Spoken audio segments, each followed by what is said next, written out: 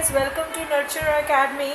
Today we are going to learn about some tricks by which we can easily find out the type of bonding in the coordination compounds.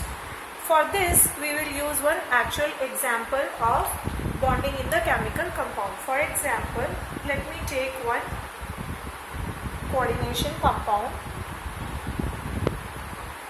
and I want to figure out what is the type of bonding in this particular chemical compound. So trick number 1, don't try to remember the atomic number, don't try to remember the electronic configuration. Rather than that, you try to remember the coordination compounds, the transition elements like this. For example, first transition series you remember like scandium is D1, then titanium is D2, vanadium D3, scandium, titanium, vanadium, chromium, manganese, iron, cobalt, nickel, copper and zinc. Just try to remember like D1, D2, D3, D4, D5, D6, D7, D8, D9 and D10. Just remember it like this. Now figure out cobalt is coming at D7. Trick number 2. So trick number 1 is remember the transition elements like D1, D2, D3 instead of trying to remember their atomic number and electronic configuration. Trick number 2, draw the electronic configuration ground state for cobalt. But even though I know that the full electronic configuration is 4s2 3d7, still I will draw 3d first and 4s behind it. This is how I should draw. 1, 2, 3, 4, 5, 6 and 7. D7 for cobalt and 4s2. This is ground state of cobalt. Trick number 3. Figure out the oxidation state of the central atom. In this case, the central atom is my cobalt. I have to figure out the oxidation number of cobalt. Fluorine is -1, so x minus 6 is equal to -3 or x is equal to +3. So I have figured out that the oxidation state of cobalt is +3. Now what you do is you draw again the electronic configuration, but this time you have to take away 3 electrons. Now you will realize in the trick number 3 I told you to keep 4s here. So what you do is you take 2 electrons first from 4s and then 1 electron from 3d. Never take electrons first from 3d. That is the purpose of writing 3d first and 4s after, even though the electronic configuration is 4s to 3d7. So now I am left with 4s0 and 3d6. Correct? Up to this. Now coming to the trick number 4. I have 6 ligands. There are 6 fluorines. So you remember either I require 6 half-filled spaces or I require 6 empty spaces. Now I don't have 6 half-filled spaces. I have only 4 half-filled spaces in this case. So what I will do, I will draw the empty 4p. P degeneracy is 3. Still I don't have 6 empty spaces, so I am pushed to draw 4d also. Okay, 4d will have 5 empty orbits. Now I will try to put all my fluorine electrons into these 6 empty orbits.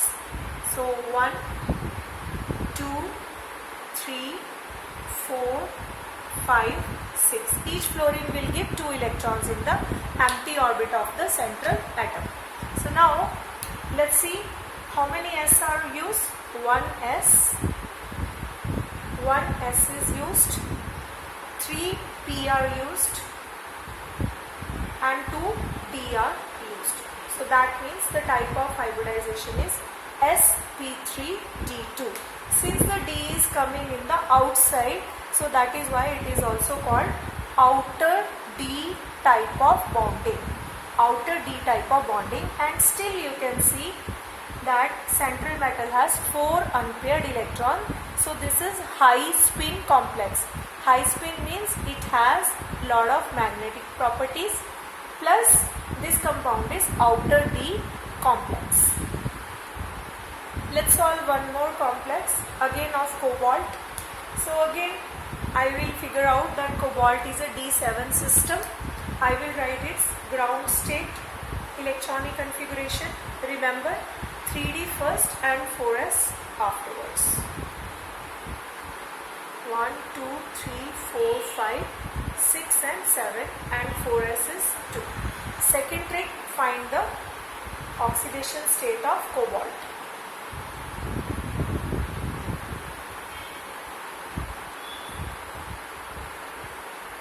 That means cobalt is in +3 oxidation state. So draw +3, take out 2 electrons from 4s, take out 1 electron from 3d.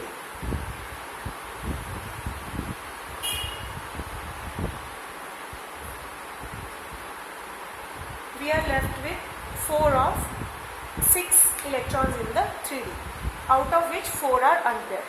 Now see, there are 6 ligands. As I told, either we require 6 empty places or we require 6 half-filled spaces. But here there is a difference, that this ligand is called strong field ligand.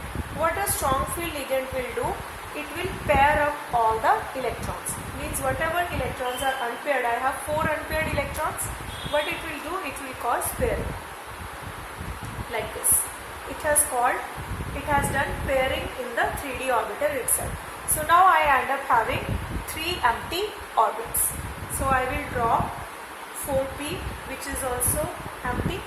Then I start to fill the 6 empty places according to 6 ammonia ligands. 1, 2, 3, 4, 5 and 6. Okay.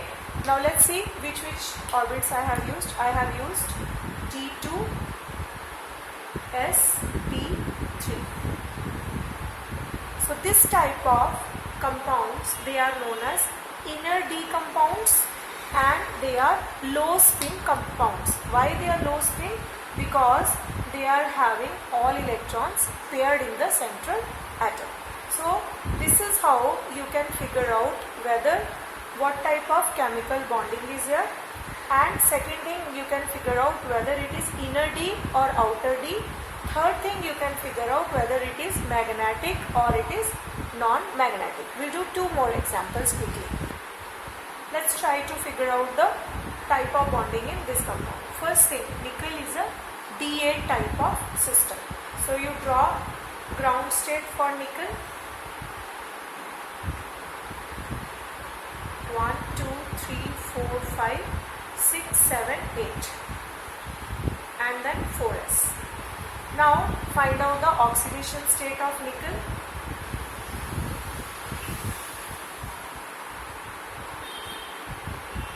So nickel is in +2 oxidation state.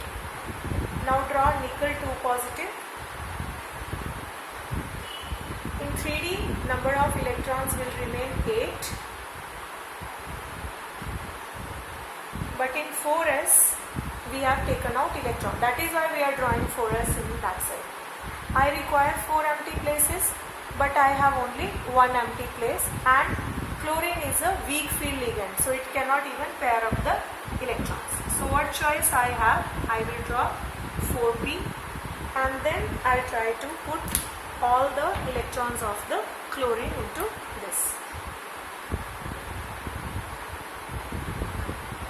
So now the type of bonding I am having is sp3 and I am having a high spin complex. High spin means that it is magnetically active. It has 2 unpaired electrons. One more example. This compound, again nickel compound. Nickel is D8 system. We draw the ground state electronic configuration. Then we find out oxidation number, trick number 2. Take out electron from 4s. Now notice that Cn is a strong field ligand. Strong field ligand means it will pair up these 2 unpaired electrons. Pushed it. So now we have this this many empty spaces. I'll put the electrons for Cl, 1, 2, 3 and 4.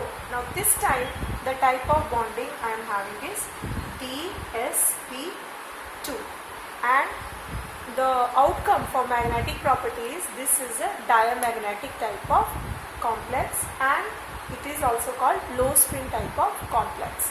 So I hope that we are okay with all the tricks. Number 1 trick, remember them like G1, G2, G3. Number 2, always try to find out the electronic configuration and the oxidation of central metal ion.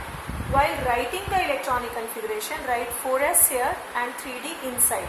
Take out electron always from 4s first. Don't take it out from 3d.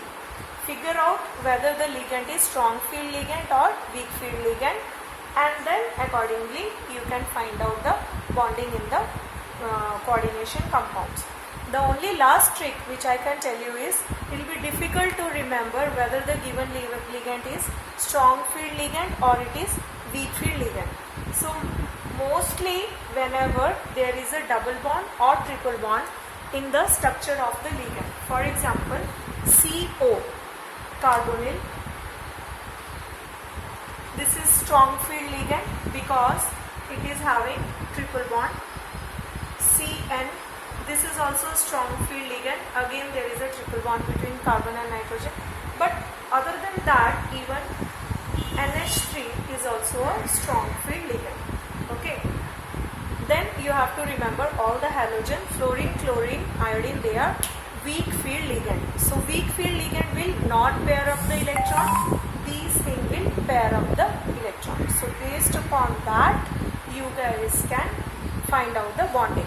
If you like the video, please like, share and subscribe to our channel for many more easy tricks to solve the chemistry for +2 things. Thank you.